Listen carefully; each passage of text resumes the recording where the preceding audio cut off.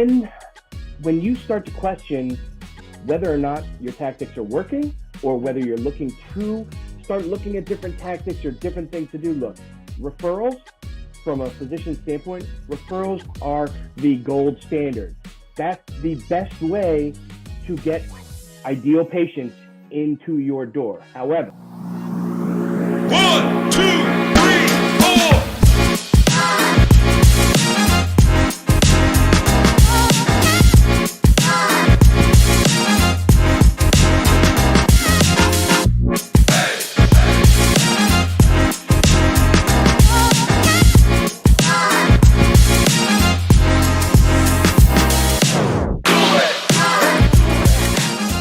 Everybody, and welcome back to today's Medical Sales Leader with Claire Davis.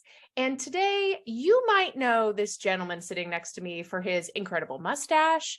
You might know him because of his career as a traveling drummer, and you also might know him for his amazing company, Custom Medical Marketing. So today I have with me Seth Turnoff, and I am so thrilled to have him with me because he is changing the way that practices source their patients by the data. So Seth, welcome to the show. I'm so glad to have you. Claire, thank you so much. It is my pleasure as well. Oh my gosh. So it's been long overdue. I didn't even mention the dad jokes yet. There are so many things that people know and love about you. So to kick us off, can you tell us a little bit about what you're doing these days with CMM and also with OrthoLoop? Sure. Great question. Thanks, Claire. CMM, Custom Medical Marketing, it's a company that I started in 2019. We started as an answer to all of the vanilla, possibly useful marketing tactics that are available to private practices and surgeons today.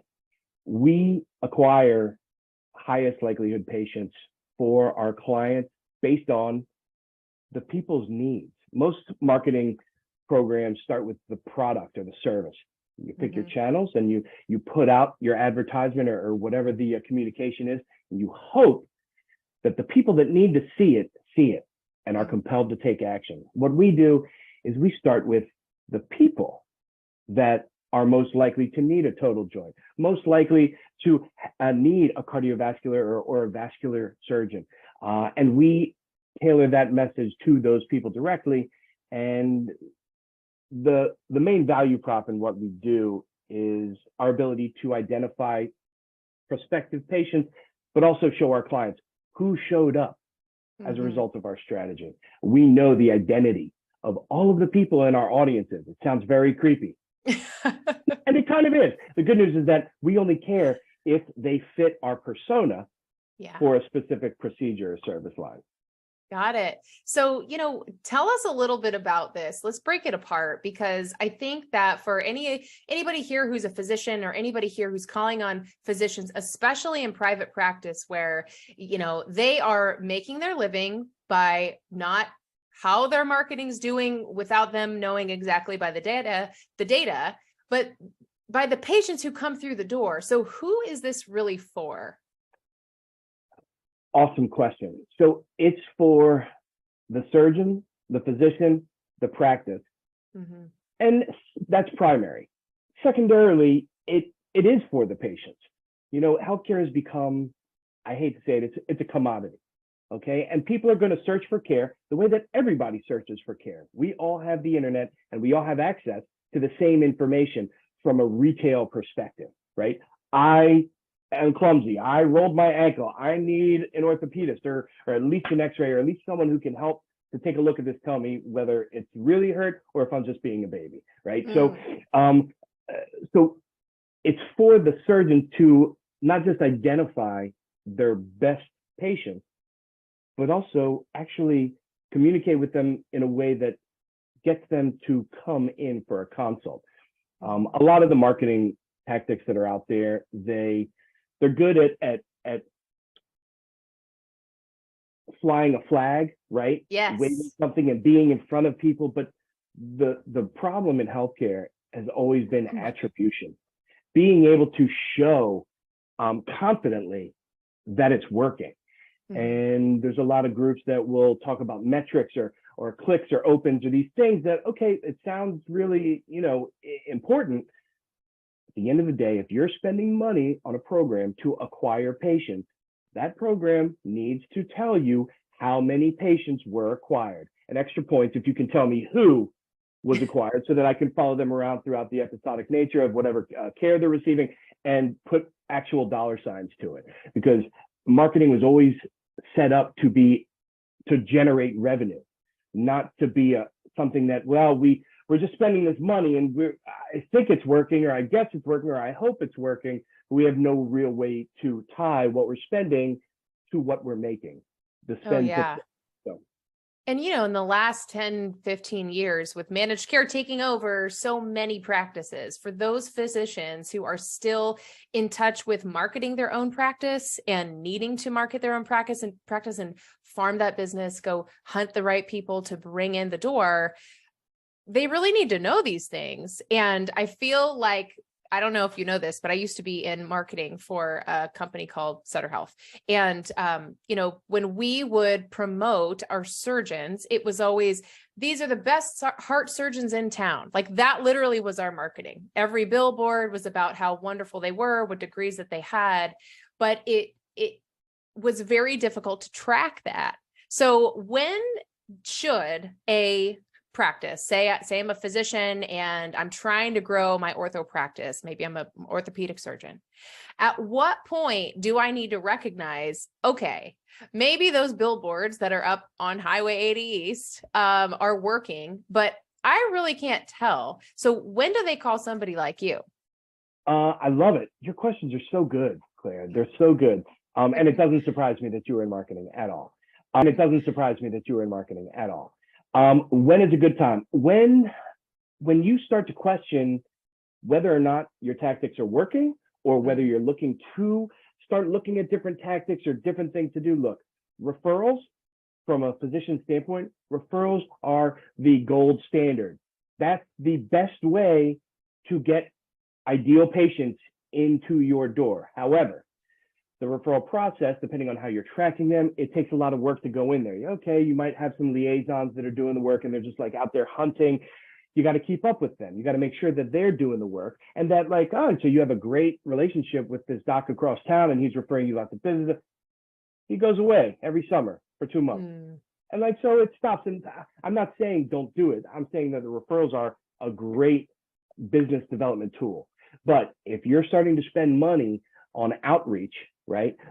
Billboards are awesome. And I used to think that was such a waste of money. And our flagship client, who we've been with since 2019, they have billboards. And at first I was thinking to myself, I'm like, man, they are just absolutely wasting money on that. How do you and I've changed my tune, because I know that their billboards have a positive effect on the campaigns that we are running for them. It only matters because you can't track attribution from a billboard.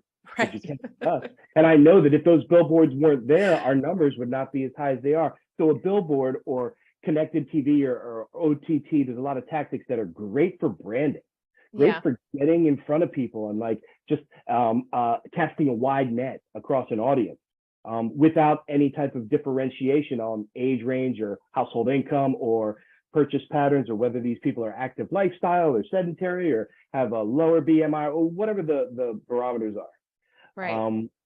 So once you start spending more money on marketing, you have to decide, is it branding? Am I just looking for general awareness, or am I looking to acquire patients with this?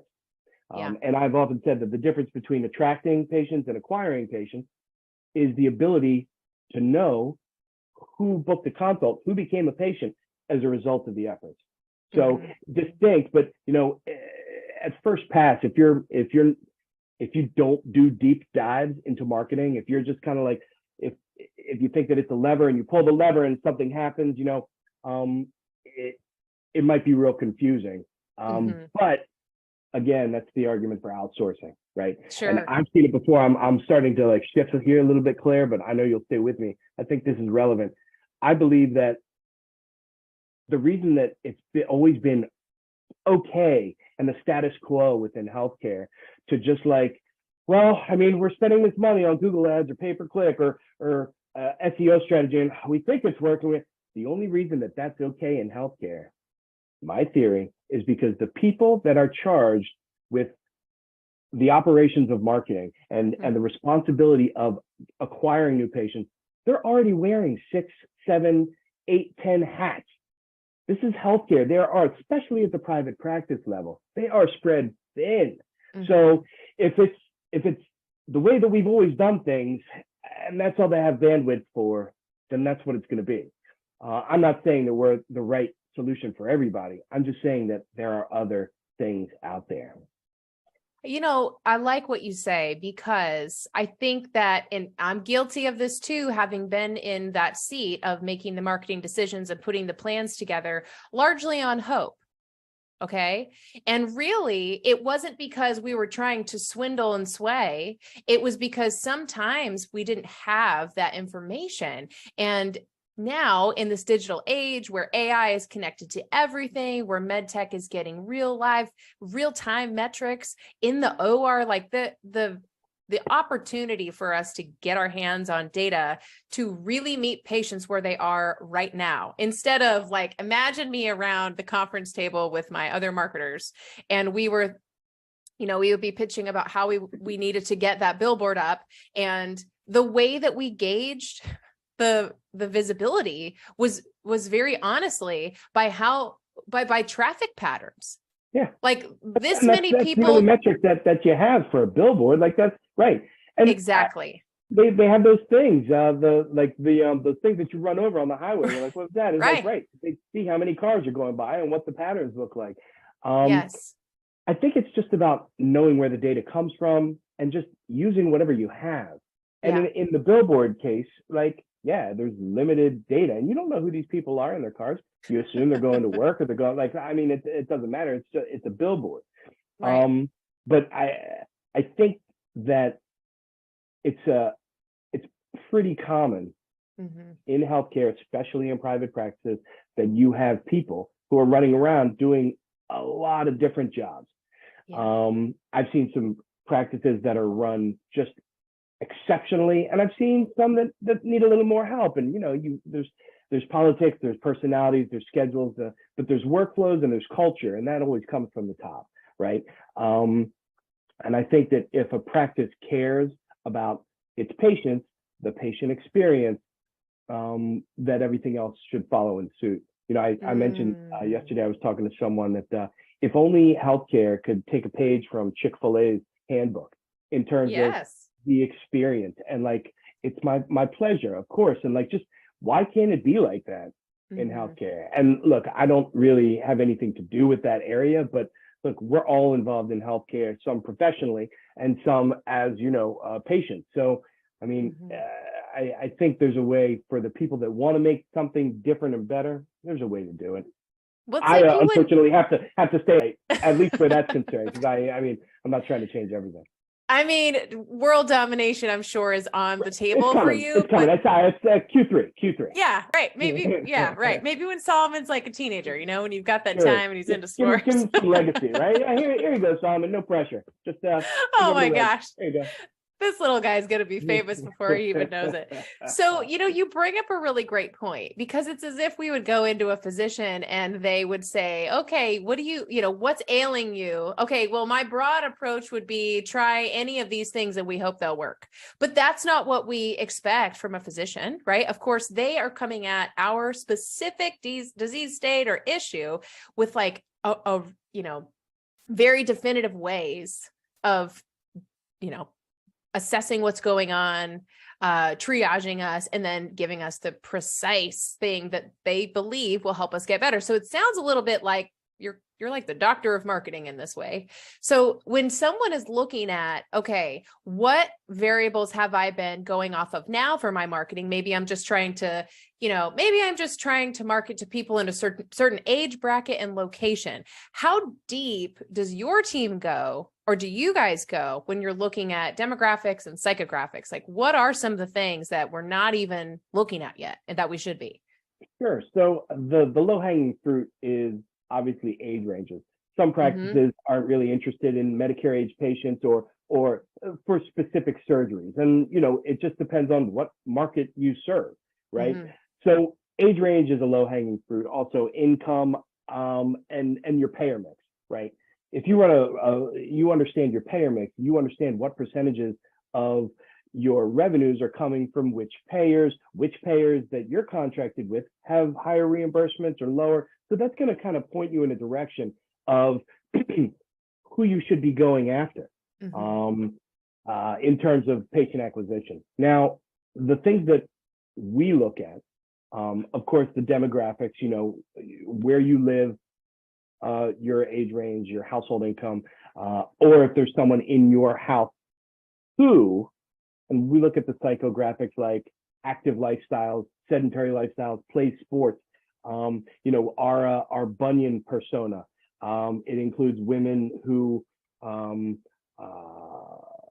aerobics, yoga, anything that where they need to remove their shoes to do. Also, shoe shoppers and designer shoe shoppers. You figure someone who belongs to a country club or has a certain net worth as an individual. I mean, Sad.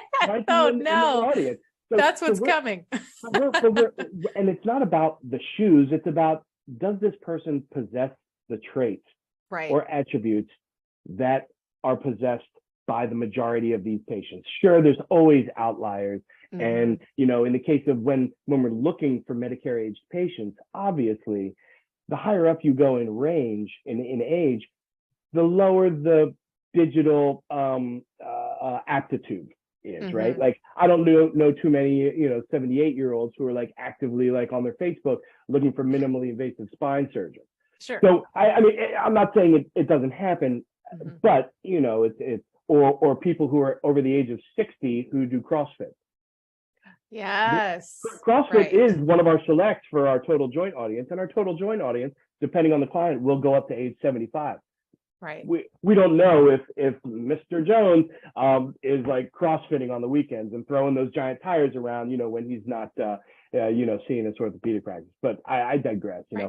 The data that's available today is a lot more specific to a person, to an individual, than was available years ago.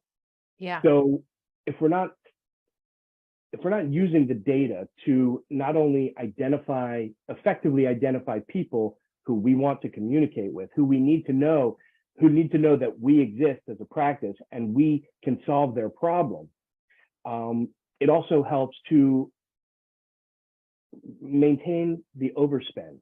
Because when you're buying a billboard, right, for a month, there's going to be thousands of people that see the billboard that don't really care about what's on the billboard.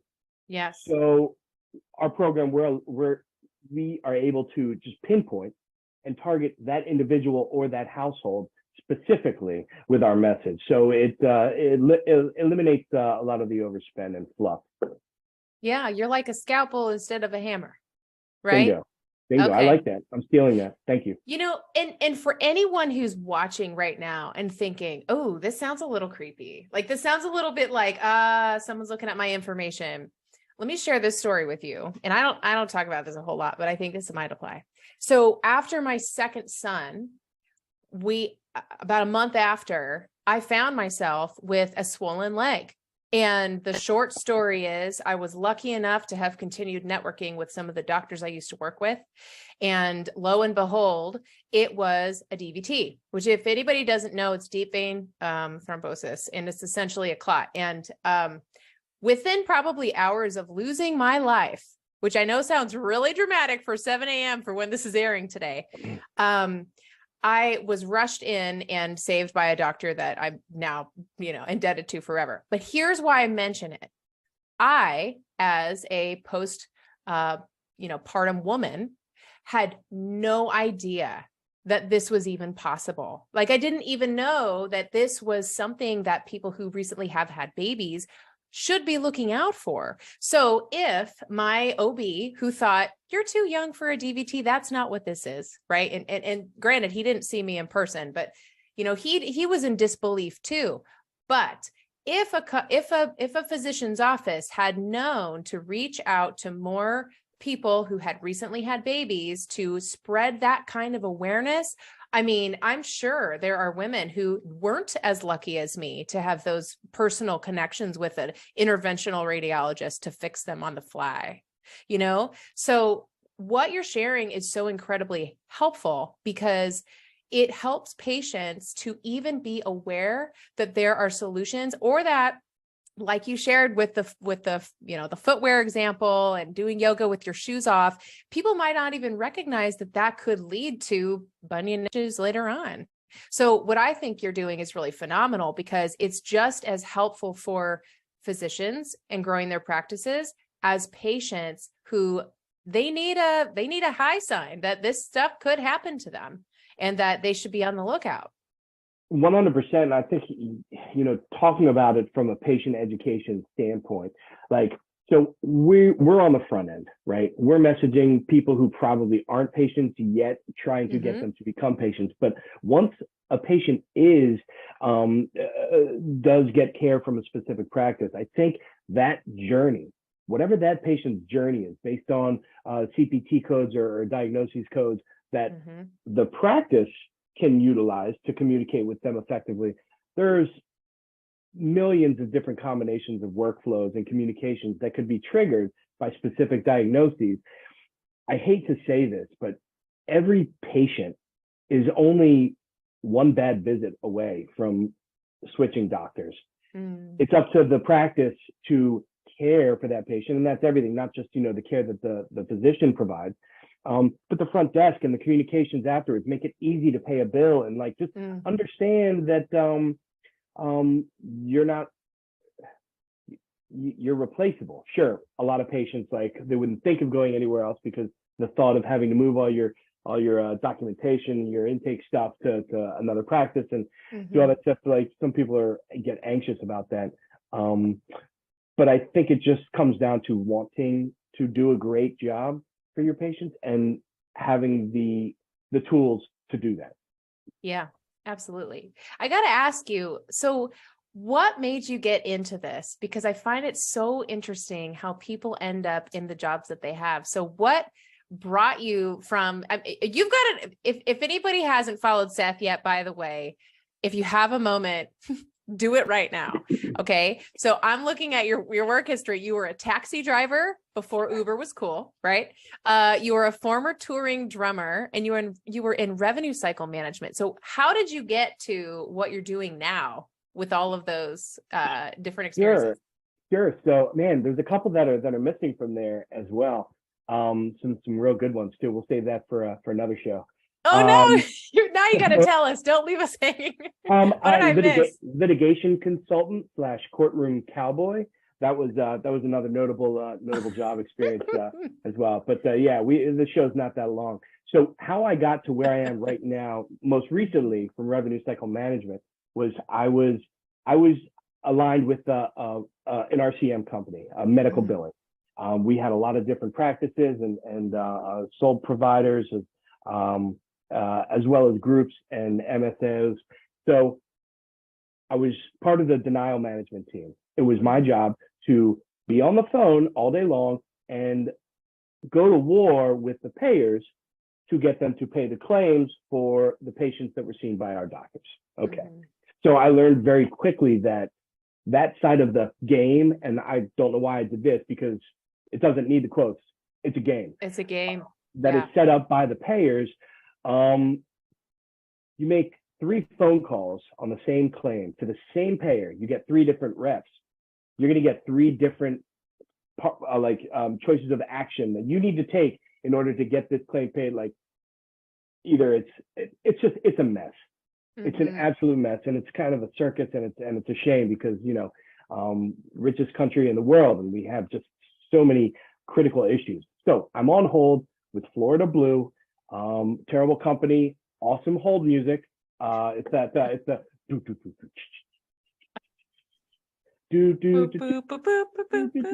yeah, that's it, man. We got a remix going right now. Oh my gosh! I know there's some people who are listening who are just like, oh, I can't stand that song. I hate that song. Right? Yeah, you're not alone. If your eyes started twitching, we totally understand. PTSD. We'll send a link at the end of the show. Exactly. Get help. So I'm on hold and I'm listening to the song and I'm daydreaming about ways, that we could move the needle for our docs, move the needle for our practices from a revenue perspective that didn't have anything to do with billing. We did a great job at billing. What else? How else could we generate more revenue for these doctors who are having to work harder and make less money than they've ever had to before, just because of the system and reimbursements and the whole game that's being played. And so then I'm thinking like, okay, so marketing on the front end, like even before the revenue cycle starts, like getting a patient to walk into your door is the actual beginning of the revenue cycle. But you can even reverse it before that. When someone gets hurt or someone decides that they need care, that could be considered the beginning of the revenue cycle. So what's available at the private practice level that a doctor or a group could use that can be effective and also verifiable, that you can prove it in black and white with data. You can prove it instead of like, well, your site traffic went up, you know, like all these metrics and these needles that go, it's a patient. How many patients came in the door? So I got together with my two partners. One is a healthcare analytics and a data guru. Been doing this for 25 years, healthcare analytics sort of thing. And the other one is a medical device veteran. I believe he got started way back in the day with a small little company called Medtronic. Anyway, so what we do is not brand new. We didn't invent this. I wish I could say we did, but it's used very widely in retail, in real estate, in automotive, and it just seems creepy because it's in healthcare, and people think my information, the information that we use, it's already out there. If you go online, it's out there. We're based due to HIPAA, we're not using any CPT codes. We're not doing anything with diagnoses. None of that is in our purview of the data that we use. So I mean, you said creepy, and like, you know, it is real creepy. But you know, same way as like that ad for the shoes that follow you around. Here we are back to talking about shoes. Gosh, you know, like that retargeting that you go to a site and then it's like, you know, it's the same thing. That's what we do as well. It's just a different industry. It's just for healthcare, and we're sending the message to people that most likely need this type of help. Yeah, you know, you're using your power for good here. So and the reality is our data is out there in all forms. And like you said, it's being used for advertising all the time. Just jump online and you'll see ads that, you know, sometimes we joke that our iPhones are listening because we'll be talking about an artist that we want to go see, or we'll be talking about a place we want to vacation. And then voila, there's an ad for it. Yeah. So tell me this, because for a large portion of the folks listening here today, they're in medical sales and probably carrying a bag or coaching a team that carries a bag. So is there a way that these folks can share what you're doing with their private practices? Because I think that, you know, gone are the days when you walk in, you check samples, and then they trust you and order everything from you. Now doctors expect, and as they should, that we are an extension of their service, because we are providing them things that they are going to use. And they expect a lot, and they expect us to know what their goals are so we can support them beyond just the knee, the implant, the medication, XYZ, the test, the diagnostic test. So is this something that a rep could use or connect a physician with for the physicians, you know, for bettering their practice? I 100% think yes, this is something. It's all about the tools in your toolbox, right? Now, it's up to the rep to determine whether or not their client would be receptive to this, or whether this is something they would need, or the last thing you want to do is take up their time unnecessarily. So I guess that's based on the rep's relationship with their client. But look, in terms of being able to provide value, all right, do things that make you feel good about the work that you're doing. Like be able to sleep at night knowing that, like, you know, that you're not putting people in danger, you're helping more than you're hurting. I think it is something that is valuable for the reps. It just depends on their relationship with their client. Sure. You know what I really love about the solution? I mean, you talk about the way that we used to do things, as far as marketing our services and hoping that we can build this business up, but not really knowing it by the data. I would imagine it also saves these folks who are making these decisions at these practices a lot of time and money. And I know you and I know this so well as parents that time is very precious. So, do you find that a lot of times this is the feedback you get from people you work with, is they say, gosh, like I have some time back, or I have some mental space or some clarity going on? What's it feel like when they work with you? So it feels like, a good friend of mine who's in marketing, he said to me, I was going through some numbers with him for our flagship client, sort of revenue totals and what we generated for them. And he said to me, he's like, Seth, if they call you and ask you any question other than what are your dimensions, your size, dimensions, shoulders, chest, like height, because we're building bronze statues of you and your partners in our lobby. If they ask you any other questions, don't answer it, because the numbers were like really, really good. So instead of like getting the time back, sure, I think that's something that's valuable, but it's revenue. It's being able to have a successful, profitable practice and being able to see it. If you can't see everything, you don't really know. And that's where there's some leakage. But if you can see everything, then you know what things need attention in the business, what things you need to work on, and what you're doing really well, and just get a full unclouded view of it. So I think it's just about revenue, and the C-suite or the marketing directors that we've worked with, they are quite pleased. The marketing folks, like, we make them look really good because they brought us in and we're giving them reports that they can share, and they're just looking like the hero, and that's fine for us. That's great. We just want to find great partners that see what we're doing, that get us the resources we need when we need them, so we can do what we do, and work in partnership like that. Their success is our success. Yeah. Well, you touched on something so important there too, is there are very likely a lot of things they're getting right. And so with you, they can validate that too, because, sometimes CMOs are really the unsung hero of how a practice functions long-term. So I love that you're providing that for them. So let me ask you this. What do you see as the future for practices and how they'll grow and maybe do it by the data? What do you see as the future for the industry? So I see a practice that, I have this vision in my head, and it very much looks like the Jetsons. It's very streamlined, very modern, and everything is like digital, and everything just works, and it already knows, it's intuitive, and the data is there, and it doesn't feel like heavy lifting to use it. There's a lot of mechanics that go into a thriving practice, whether it's tech or capital equipment or business or the building or everything. And a lot of it is efficient and effective, and some of it's really clunky and difficult to use.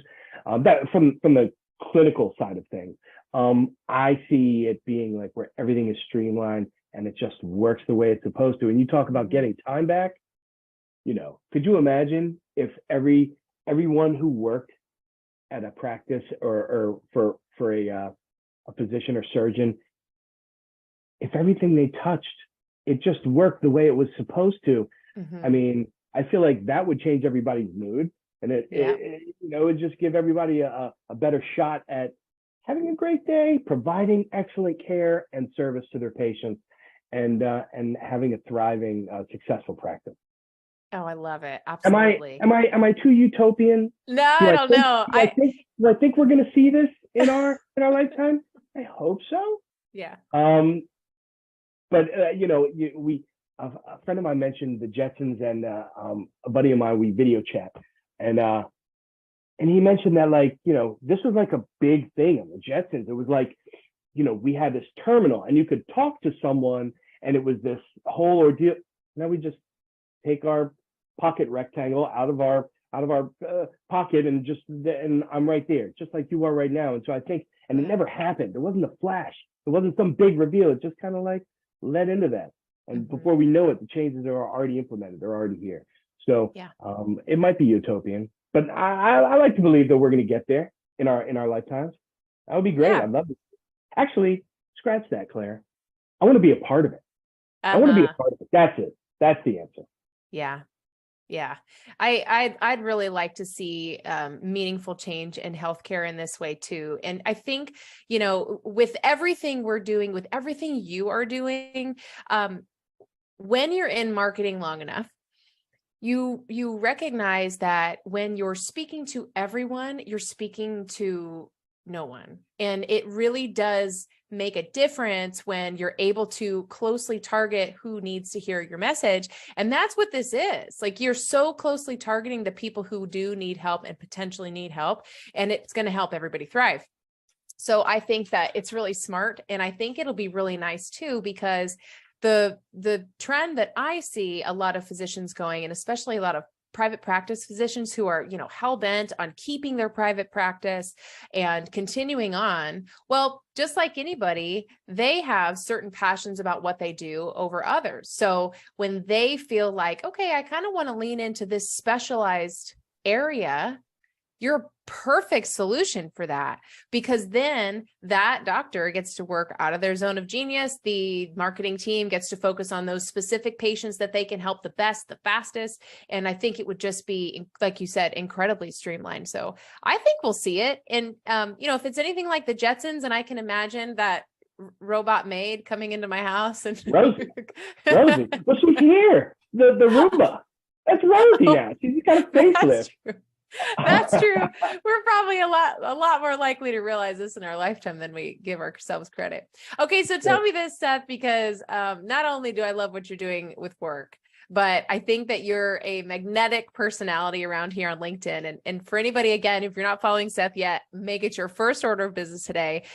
He's fun. You do have the deepest well of dad jokes I've ever seen in my life. So tell us a little bit about what you're doing when you're not, working. Well, I am a father to a toddler. When I'm not working, I'm usually, hanging out with Solomon. I would say spend quality time with my friends, but I haven't seen my friends in a while. And I think it's just a function of having a business and a family that I love and I want to spend time with. I do greatly enjoy music, but I don't listen to it the same way that I used to. It's more just in the background. It's not active listening. It's more passive listening. I do have a lot of records that just haven't taken a spin lately, but that's okay. They're not going anywhere. Right. You hear that? They're not going anywhere. I just heard of a new app yesterday, and it's a record app that keeps the pops from the records. I mean, you really can't, even though the sound's remastered and you can buy everything on Apple Music now, you just can't get better than listening to the Eagles with the record scratch and the pops and the warm tone. It's its own thing. It creates the moment.